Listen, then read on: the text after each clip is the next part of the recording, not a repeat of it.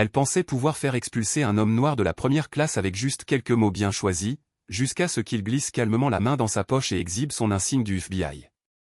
Patricia Langford déambulait dans l'aéroport international de Dallas-Fort Worth, son bagage cabine de marque glissant en douceur derrière elle. Elle avait emprunté cette route aérienne d'innombrables fois, de Dallas à Washington DC, en première classe, la seule façon dont elle voyageait. Tout dans le voyage en avion lui semblait prévisible, l'embarquement prioritaire, le champagne offert, les conversations feutrées entre professionnels. Elle s'attendait au confort et à l'exclusivité, alors quand elle s'approcha de sa rangée et vit un homme noir dans un costume bleu marine impeccable déjà assis à côté d'elle, ses pas hésitèrent. Il dégageait une assurance tranquille, son ordinateur portable ouvert, les yeux parcourant l'écran comme s'il révisait quelque chose d'important. Les lèvres de Patricia se serrèrent. Elle posa son sac fourre-tout de marque avec un peu trop de force et s'assit, masquant à peine son déplaisir. La première classe n'était pas censée être comme ça. L'homme à côté d'elle, Daniel Stokes, la remarqua à peine. Il était concentré, tapant sans effort, absorbé par son travail. La lumière de son ordinateur portable se reflétait sur sa peau foncée, soulignant les angles nets de son visage. Il avait l'aplomb de quelqu'un qui avait sa place ici. Patricia, cependant, n'était pas convaincue. Elle inspira brusquement par le nez, se tortillant sur son siège. Son sac heurta accidentellement son accoudoir. Aucune réaction. Elle se redressa, regardant autour d'elle comme si elle s'attendait à ce qu'un agent de bord remarque cette erreur. Puis elle alla plus loin. Elle se pencha légèrement vers lui, juste assez pour faire remarquer sa présence. « Excusez-moi, dit-elle, sa voix soigneusement polie, êtes-vous sûr d'être à la bonne place ?» Daniel ne leva même pas les yeux. Oui, ce fut tout. Aucune précision, aucune explication. Elle s'éclaircit la gorge, regardant à nouveau autour d'elle. Cette fois, elle croisa le regard d'une hôtesse de l'air, Emily Jacobs, une jeune femme d'une trentaine d'années qui aidait des passagers quelques rangées plus loin. Patricia leva légèrement la main, faisant signe à Emily d'approcher. Daniel soupira, un soupir subtil mais perceptible. Emily s'approcha avec son sourire professionnel habituel. « Tout va bien, madame ?» Patricia força un petit rire, secouant la tête comme si elle trouvait la situation amusante. « Je crois qu'il y a eu un petit malentendu. Je crois que ce monsieur n'est pas à la bonne place. » Emily jeta un coup d'œil à Daniel, qui arrêta enfin de taper et leva les yeux. Son expression était illisible, mais il y avait quelque chose dans ses yeux, pas de surprise, pas de confusion, autre chose. Emily sortit le manifeste des passagers de sa tablette, scannant rapidement les attributions de siège. « En fait, monsieur Stokes est bien à sa place, dit-elle poliment. Votre billet indique 2A, il est au 2B. » Patricia cligna des yeux. Ses doigts se resserrèrent autour du bord de son accoudoir. « C'est étrange, dit-elle, forçant un rire. Êtes-vous sûr ? Enfin, j'ai juste supposé. Émilie sourit, devinant déjà où elle voulait en venir. Je suis sûr, madame. Tout semble correct. Le visage de Patricia tressaillit, son expression soigneusement contrôlée vacilla pendant une fraction de seconde avant qu'elle ne la lisse avec un sourire forcé. Eh bien, expira-t-elle, je suppose que des erreurs arrivent. Elle se tourna de nouveau vers la fenêtre, mais elle. Ce n'était pas terminé, loin de là. Pendant ce temps, Daniel s'était déjà remis au travail. Émilie hésita une seconde, sentant la tension, puis fit un rapide signe de tête à Daniel avant de s'éloigner. Mais Patricia bouillait intérieurement. Ses doigts tambourinaient sur son genou, sa respiration était courte, ses yeux papillonnaient vers l'équipage, puis revenaient vers Daniel. Il ne réagissait pas, il ne s'expliquait pas et n'offrait aucune réassurance. Il ne jouait pas au petit jeu qu'elle s'attendait à ce qu'il joue, ce qui la mettait encore plus en colère. Elle n'était pas le genre de femme à laisser les choses passer. Mais Patricia n'était pas du genre à souffrir en silence, elle décida d'agir. Patricia s'assit raidie, les bras croisés sur sa poitrine, son esprit s'emballait. Ce n'était pas normal. Elle avait voyagé en première classe pendant des décennies et jamais, pas une seule fois, elle n'avait été mise dans une situation pareille. L'homme à côté d'elle ne faisait rien de mal, mais cela ne lui importait pas. Il n'avait pas sa place. Sa respiration s'accéléra, son irritation bouillonnant juste sous la surface. Elle ne pouvait pas rester assise là et accepter ça. Elle appuya sur le bouton d'appel. Une douce mélodie retentit au-dessus d'elle, et Emily Jacobs réapparut quelques instants. TS plus tard. Son sourire était le même qu'avant, professionnel et chaleureux. « Madame, puis-je vous aider ?» Patricia garda la voix basse, son ton soigneusement mesuré, « J'aimerais demander un changement de siège. » Emily cligna des yeux. « Oh, vous êtes mal à l'aise ? Y a-t-il un problème avec le siège lui-même ?» Patricia hésita une demi-seconde. Elle ne pouvait pas simplement dire ce qu'elle pensait vraiment. Au lieu de cela, elle inclina la tête vers Daniel, baissant encore plus la voix. « Je ne me sens pas à l'aise assise ici, » dit-elle, ses mots lents et délibérés. Le sourire d'Emily vacilla. « Je suis désolé d'entendre cela, madame. S'il y a un problème technique avec le siège, je serais ravi de... » « Non, ce n'est pas le siège, » l'interrompit Patricia. « C'est... » Elle expira brusquement. « Je préfère simplement m'asseoir ailleurs. » Emily jeta un coup d'œil à Daniel, qui avait de nouveau interrompu sa saisie mais n'avait pas dit un mot. Il écoutait, attendait. Ses doigts planaient au-dessus du clavier, sa mâchoire serrée. « Laissez-moi vérifier s'il y a des sièges disponibles, » dit Emily en tapotant sur sa tablette. Un instant. Patricia se rassit, les lèvres pincées. Daniel ne réagit pas, ne discuta pas, ne la reconnut pas, ne lui demanda pas pourquoi elle était mal à l'aise. Cela ne fit que l'exaspérer davantage. Quelques rangées plus loin, un homme en blazer tourna légèrement la tête, faisant semblant de consulter son téléphone, mais écoutant clairement. De l'autre côté de l'allée, une femme donna un coup de coude à son mari. Les gens commençaient à remarquer. Les doigts d'Emily se déplaçaient rapidement sur l'écran. « Je crains que nous soyons complets aujourd'hui, madame. Il n'y a pas de siège disponible en première classe. » L'estomac de Patricia se serra. Emily sourit d'un air désolé. « Voulez-vous que je vérifie en classe économique ? Il pourrait y avoir un siège disponible là-bas. » Le visage de Patricia devint écarlate. « Économique ? Comme si j'allais, je... » Sa voix se bloqua dans sa gorge. « Ce ne sera pas possible. » Le sourire d'Emily ne faiblit pas. « Dans ce cas, j'espère que cela ne vous dérange pas de rester à votre siège attribué. » Patricia força un sourire contraint. « Je suppose que je n'ai pas le choix. » Emily hocha la tête. « Faites-moi savoir si vous avez besoin d'autre chose. » Elle s'éloigna, mais Patricia la remarqua à peine, ses oreilles bourdonnaient. Daniel, toujours silencieux, se tourna vers son ordinateur portable et reprit sa saisie. C'était ça. C'était sa réponse. Elle allait juste faire semblant qu'il n'existait pas, mais ses doigts se crispèrent en poing. Ce n'était pas fini. Elle expira brusquement et appuya de nouveau sur le bouton d'appel. Cette fois, Emily hésita avant de revenir. « Madame ?» Patricia se redressa. « Je dois parler à quelqu'un qui a l'autorité. » Le visage d'Emily resta neutre. « Je suis la chef de cabine sur ce vol.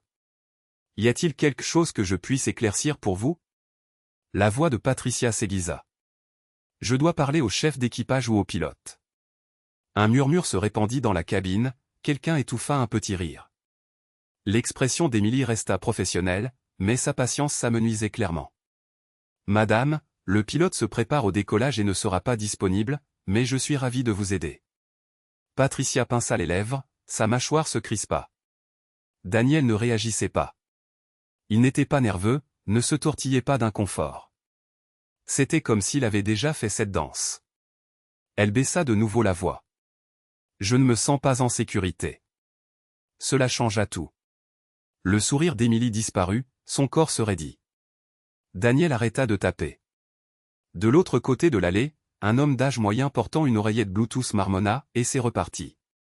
Emily se redressa.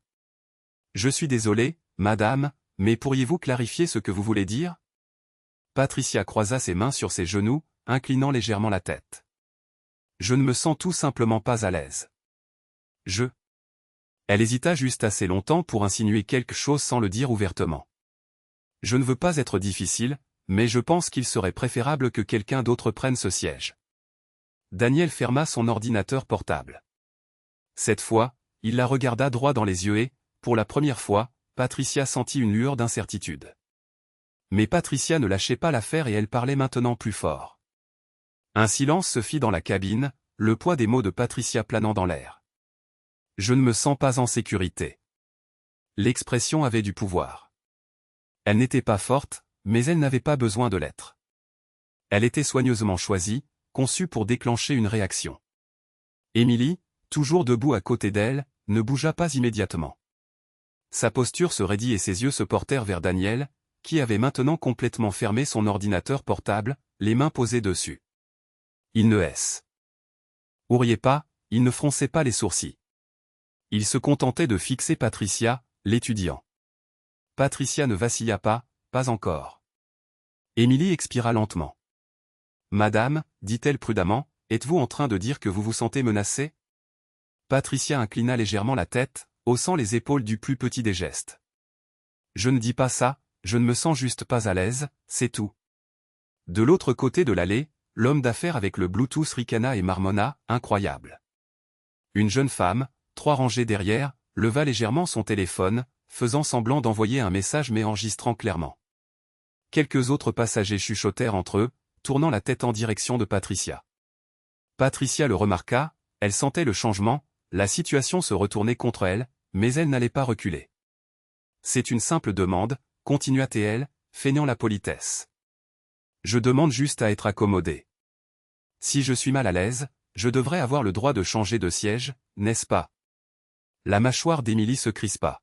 « Madame, j'ai déjà vérifié et il n'y a pas de siège libre en première classe. » Patricia serra les lèvres. « Et en classe économique ?» Émilie hésita.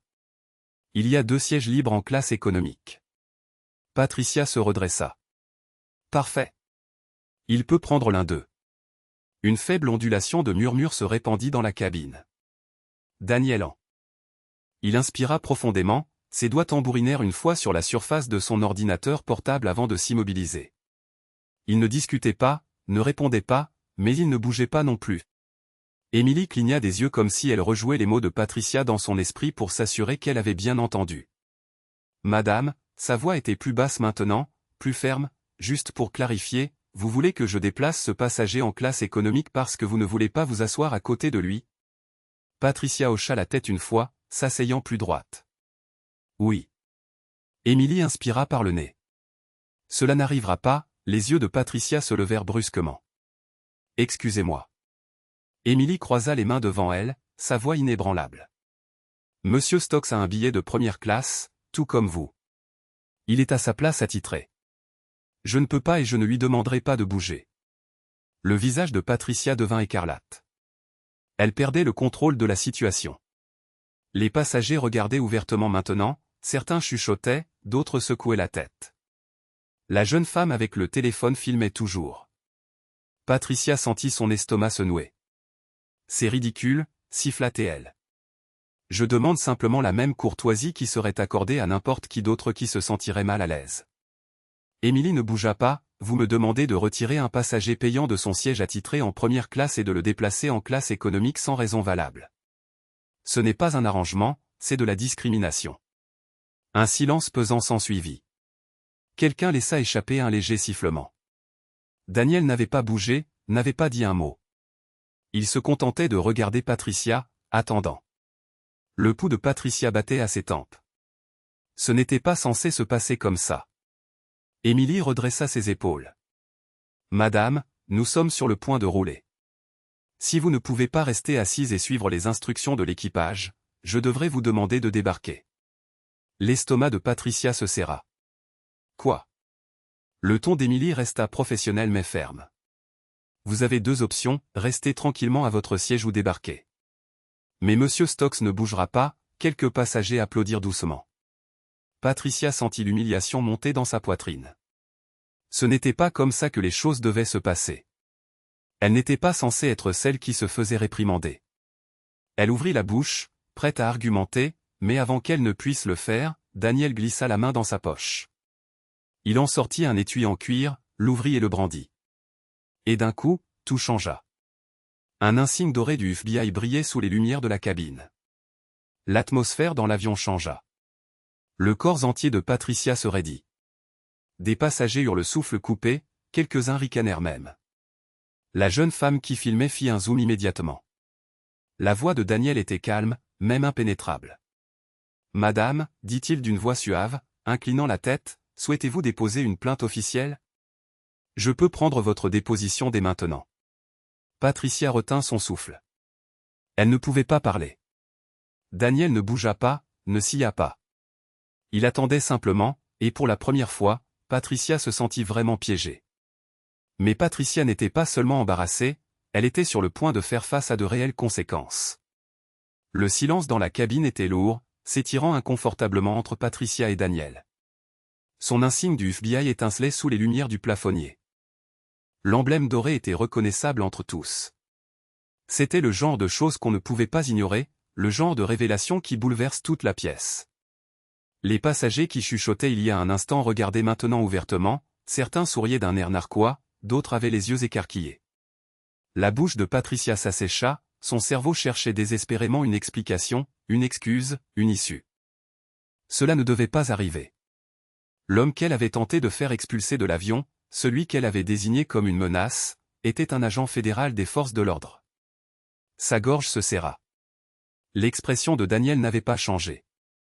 Il ne souriait pas, ne triomphait pas. Il restait assis là, son insigne à la main, les yeux rivés sur les siens, attendant. Sa voix était calme, posée, indéchiffrable. « Souhaitez-vous déposer une plainte officielle, madame ?» Les mots restèrent suspendus dans l'air, comme une arme chargée. Le corps de Patricia se sentit glacé, une chaleur montant le long de son cou. Elle tenta de parler, mais tout ce qui sortit fut un faible et étranglé « je ». Daniel inclina légèrement la tête. « Vous avez dit vous sentir mal à l'aise », reprit-il, le ton poli mais incisif. « C'est une allégation sérieuse sur un vol fédéral. Si vous estimez que j'ai fait quelque chose d'inapproprié, je serais ravi de recueillir votre déclaration. » L'estomac de Patricia se serra. Elle sentait le basculement arriver. Il y a quelques instants, elle contrôlait le récit, elle s'attendait à de la sympathie, à ce que quelqu'un, n'importe qui, prenne son parti. Mais maintenant, c'était elle qui était sous le feu des projecteurs. Un homme rangé devant l'achat un petit rire. « Oh, c'est inestimable », marmonna-t-il en secouant la tête. La jeune femme qui filmait fit un zoom sur le visage de Patricia. Émilie, l'hôtesse de l'air, se tenait à proximité, les bras croisés, le visage soigneusement neutre, mais il y avait quelque chose dans ses yeux, une compréhension silencieuse, une attente discrète. Elle attendait. Tout le monde attendait. La respiration de Patricia devint rapide et superficielle. Elle ne pouvait pas admettre qu'elle avait menti, elle ne pouvait pas dire qu'elle avait tout inventé juste pour se débarrasser de lui. Mais si elle s'entêtait, si elle maintenait son accusation, elle accuserait un agent fédéral d'être un danger sur un vol, et cela aurait des conséquences. Ses mains tremblaient sur ses genoux. Daniel n'avait pas détourné le regard. Finalement, après ce qui lui sembla une éternité, Patricia secoua la tête, à peine un mouvement. « Non », dit-elle d'une voix rauque. « Pas de plainte. » Daniel hocha la tête une fois, comme s'il s'y était attendu. Lentement, il referma son insigne, le rangea dans sa veste et rouvrit son ordinateur portable. Juste comme ça, c'était fini, du moins pour lui. Pour Patricia, le cauchemar ne faisait que commencer. Quelques passagers murmurèrent leur approbation, quelques-uns applaudirent même doucement. L'homme d'affaires de l'autre côté de l'allée esquissa un sourire narquois et retourna à son journal. La jeune femme au téléphone, elle, tapait déjà. Patricia sentait son cœur battre la chamade. Elle voulait fondre dans son siège, disparaître, remonter le temps et annuler les 10 dernières minutes. Mais il n'y avait aucun moyen de défaire cela. Elle s'était publiquement ridiculisée, elle avait été exposée, et pire encore, des gens l'avaient vue, l'avaient enregistrée. Ses yeux parcoururent la cabine, cherchant un allié, quelqu'un qui pourrait lui offrir un regard de sympathie. Personne ne le fit. Même Émilie, la seule personne qui avait été patiente avec elle, avait perdu la chaleur dans son expression. Patricia déglutit difficilement. Elle voulait argumenter, voulait dire quelque chose pour reprendre le contrôle, mais elle savait au fond d'elle qu'il n'y avait plus rien à dire. Le vol n'avait même pas encore décollé, et d'une certaine manière, elle avait déjà perdu. Mais Patricia n'est pas seulement embarrassée, elle est sur le point de faire face à de réelles conséquences. Patricia était assise rigidement à son siège, fixant droit devant elle. Sa respiration était superficielle, son visage brûlant. Ce n'était pas seulement de l'embarras, c'était de l'humiliation. Daniel avait déjà bougé. Il avait rouvert son ordinateur portable, ses doigts tapotant calmement sur le clavier. C'était comme si elle n'existait pas. Le reste de la cabine, cependant, n'avait pas oublié. De l'autre côté de l'allée, l'homme d'affaires avec son oreillette Bluetooth souriait en lui-même. La femme qui filmait avait cessé de taper, mais son téléphone était toujours légèrement incliné vers le haut, comme si elle attendait la réaction de Patricia.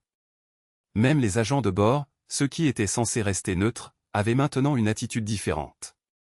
Emily, la chef de cabine, se tenait à proximité, observant. Patricia ressentait tout, le poids des regards, le jugement silencieux dans l'air. Elle avait gravement mal évalué la situation. Ses doigts tressaillaient sur ses genoux, son cœur battait la chamade. Ce n'était pas un simple malentendu mineur qu'elle pourrait dissiper avec un rire forcé et un geste désinvolte. Elle avait tenté de faire expulser un agent du FBI de son siège, le tout filmé. Les implications prenaient toute leur ampleur maintenant, pesantes dans sa poitrine. Sa bouche était sèche. Emily s'approcha enfin, son ton toujours poli, mais plus aussi doux. « Madame, dit-elle d'une voix basse, je dois m'assurer que vous êtes en mesure de rester sur ce vol sans causer d'autres perturbations. » Patricia se raidit. Une poignée de passagers jetèrent des coups d'œil, feignant de ne pas écouter, mais absolument attentifs. Elle voulait s'emporter, exiger de savoir pourquoi elle était traitée comme la source du problème alors que tout ce qu'elle avait fait était d'exprimer son malaise. Mais le badge de Daniel avait tout changé. Elle était piégée maintenant, le pouvoir qu'elle croyait posséder avait disparu. Elle força ses lèvres à adopter ce qu'elle espérait être une expression calme. « Je vais bien. » Le regard d'Emily s'attarda, puis lentement, elle hocha la tête. « Je vous prends au mot. » Puis elle tourna les talons et s'éloigna. Patricia expira d'une voix tremblante, serrant ses mains l'une contre l'autre sur ses genoux.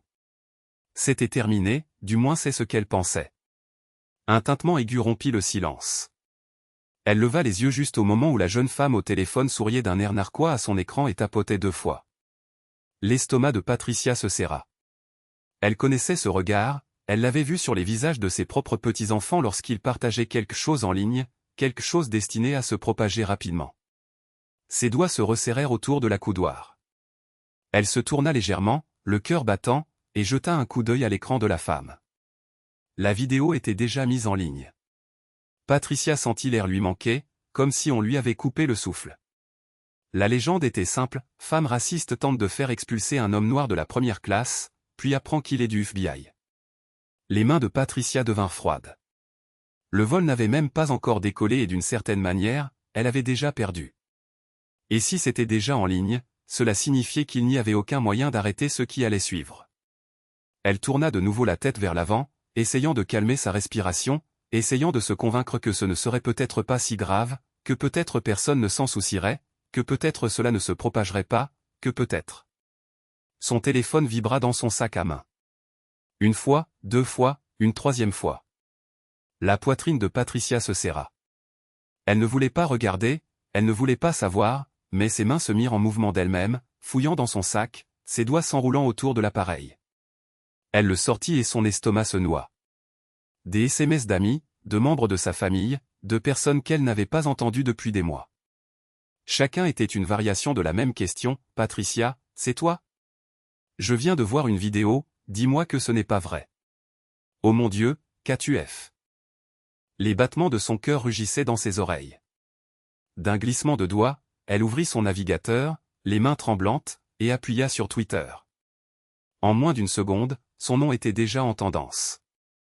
La vidéo avait été mise en ligne moins de 5 minutes auparavant et pourtant elle avait déjà été visionnée plus de 20 000 fois, et les commentaires affluaient. La vue de Patricia se brouilla tandis qu'elle lisait les premiers, « Le karma est réel, cette dame pensait vraiment pouvoir s'en tirer, j'espère qu'elle appréciera le lynchage médiatique qu'elle va subir. » Patricia eut le souffle coupé, son monde ne s'effondrait pas seulement, il brûlait. Et pour la première fois, Patricia réalisa qu'il n'y aurait pas de retour en arrière possible. Mais ce qui se passerait après l'atterrissage du vol dépassait les pires craintes de Patricia. Patricia serra son téléphone si fort que ses phalanges blanchirent. Le bruit de la cabine s'estompa en arrière-plan, noyé par les battements de son propre pouls. Elle pouvait à peine respirer. La vidéo continuait de se propager, le nombre de vues augmentant à chaque fois qu'elle rafraîchissait, 30 000 vues, 42 000, 61 000. Ça ne ralentissait pas. Elle cligna rapidement des yeux, son esprit cherchant désespérément une échappatoire, un moyen d'arrêter cela avant qu'il ne soit trop tard. Mais il était déjà trop tard. Elle fit défiler l'écran, lisant d'autres commentaires, imaginez être si arrogante LOL, elle pensait vraiment s'en tirer, la partie FBI a fait ma journée, karma instantané, exposer son nom, nous devons savoir qui elle est. Sa poitrine se serra. Elle jeta un coup d'œil autour de la cabine comme si elle cherchait un moyen de remonter le temps, mais personne ne la regardait plus. Ils n'en avaient pas besoin, ils en avaient assez vu. Elle se déplaça sur son siège, tout son corps raide. Daniel, toujours à ses côtés, n'avait pas bougé. Ses doigts tapotaient légèrement sur le clavier de son ordinateur portable. S'il était au courant de la vidéo, il ne le montrait pas. Il s'en moquait, et cela, d'une certaine manière, rendait les choses encore pires. Le téléphone de Patricia vibra à nouveau. Elle tressaillit puis baissa les yeux, c'était sa sœur. Elle hésita, puis appuya sur le bouton de refus d'un doigt tremblant. Elle n'était pas prête pour cette conversation, elle n'était prête à rien de tout cela. L'avion avait à peine décollé et pourtant son monde s'effondrait déjà autour d'elle. Elle expira brusquement, se forçant à rester calme. Il lui fallait un plan, un moyen de réparer cela. Elle pourrait s'excuser, peut-être que cela aiderait. Non, cela ne ferait qu'attiser le feu. Elle pourrait l'ignorer, faire comme si elle n'avait pas vu la vidéo. Non, c'était pire. Son esprit s'emballait, ses pensées s'entrechoquaient, tourbillonnaient. Et puis la voix du pilote résonna dans l'interphone, « Mesdames et messieurs, nous entamons notre descente vers Washington DC. L'heure locale est 17h43. Veuillez vous assurer que vos ceintures de sécurité sont attachées pendant que nous nous préparons à l'atterrissage. » Le cœur de Patricia se serra, l'atterrissage. Elle avait été tellement absorbée par le chaos à l'intérieur de l'avion qu'elle en avait oublié ce qui l'attendait à l'extérieur. Elle rafraîchit la vidéo une dernière fois, 97 000 vues. Son nom était en tendance.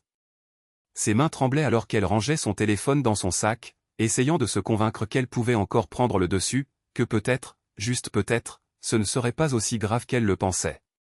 Mais Patricia espère toujours que la tempête passera, jusqu'à ce qu'elle allume les nouvelles. Patricia s'est pratiquement précipitée hors de l'avion dès que les portes se sont ouvertes.